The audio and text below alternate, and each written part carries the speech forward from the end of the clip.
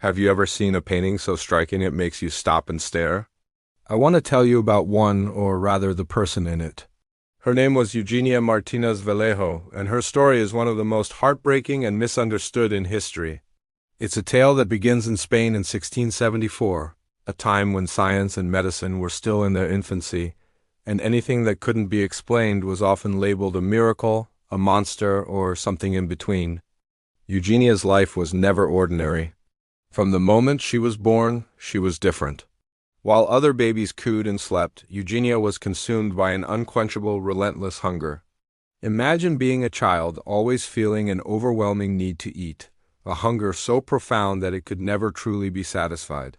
This wasn't just a big appetite.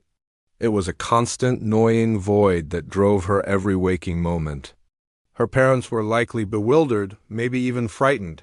They were witnessing something far beyond their understanding. As she grew, her body changed at a pace that was nothing short of alarming. Most children grow steadily, bit by bit. Eugenia seemed to expand before everyone's eyes. By the time she was just 1 year old, she already weighed an astonishing 25 kilograms, or about 55 pounds. To put that into perspective, that's the average weight of an 8-year-old child. By the age of 6, her weight had ballooned to nearly 70 kilograms, over 150 pounds. She was a giant among her peers, a living anomaly. In her small village, she couldn't escape the stares. Whispers followed her down every street. Children would point. Adults would murmur behind their hands. Was she a divine sign, a bad omen? In an era steeped in superstition, her condition was ripe for speculation. The stories about the monstrous child of Barcina grew louder and traveled farther, eventually reaching the one place where the unusual was not just observed but collected, the Spanish royal court. King Charles II of Spain, himself a man whose life was marked by physical ailments and political intrigue, heard the tales of Eugenia. But his interest wasn't rooted in compassion or a desire to help. It was driven by a morbid curiosity, the kind that collectors have for rare and exotic objects. He summoned Eugenia to his court, not for medical examination but for display. She was to become another jewel in his collection of human oddities, a living spectacle to entertain the jaded aristocrats of Madrid. Imagine being a young child, taken from your home and thrust into the opulent, overwhelming world of the royal palace. But you're not there as a guest, you're there as an exhibit. The king ordered the most famous court painter of the time, Juan Carrego de Miranda, to capture her likeness on canvas. He painted 2 famous portraits of her. In one, she is dressed in an elegant brocaded red dress, a costume meant to present her as a courtly figure. But her expression is somber, her eyes holding a deep, quiet sadness that seems to transcend the centuries. It's the look of a child who knows she is being looked at but never truly seen. The second portrait is even more revealing and far more cruel. It's titled La Monstrua Desnuda, or The Nude Monster. In this painting, she is depicted as Bacchus, the Roman god of wine and revelry, a figure associated with excess and indulgence. She holds a crown of grapes, a symbol of the very appetite that she couldn't control. This wasn't an honor. It was a mockery. It was the court turning her medical condition into a character, a caricature. Her body, her suffering, was reduced to a classical allegory for the amusement of the powerful. These paintings were not meant to immortalize Eugenia the person. They were meant to document Eugenia the phenomenon.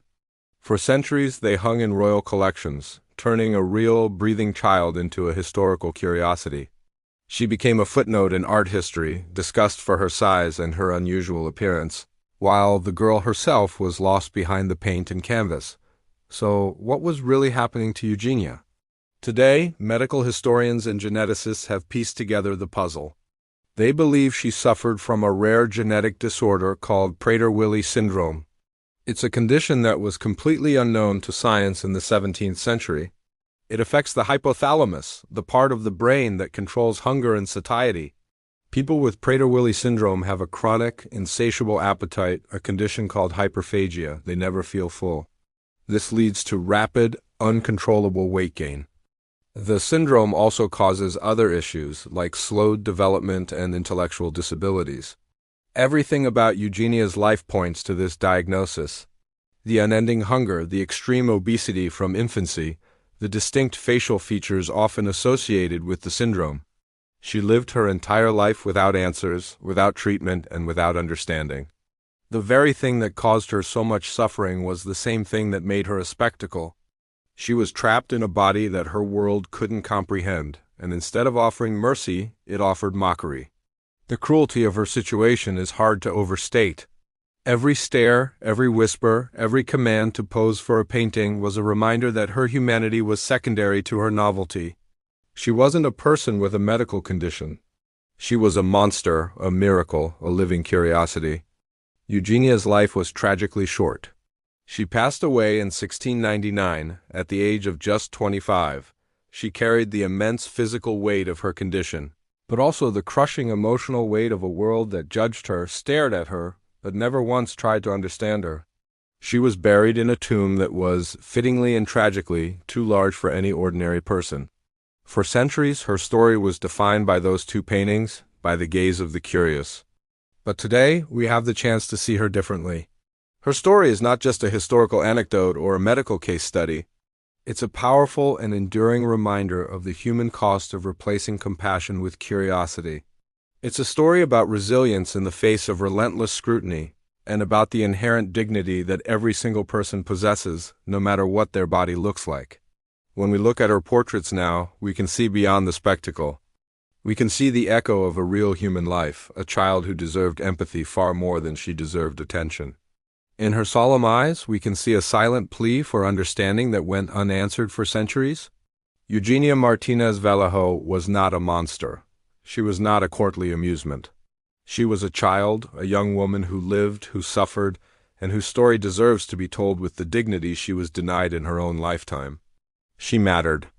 Thank you so much for watching and for taking the time to learn about Eugenia's incredible story. If you found this moving, please consider liking the video and subscribing to the channel for more stories that bring the forgotten figures of history back into the light. We'll see you in the next one.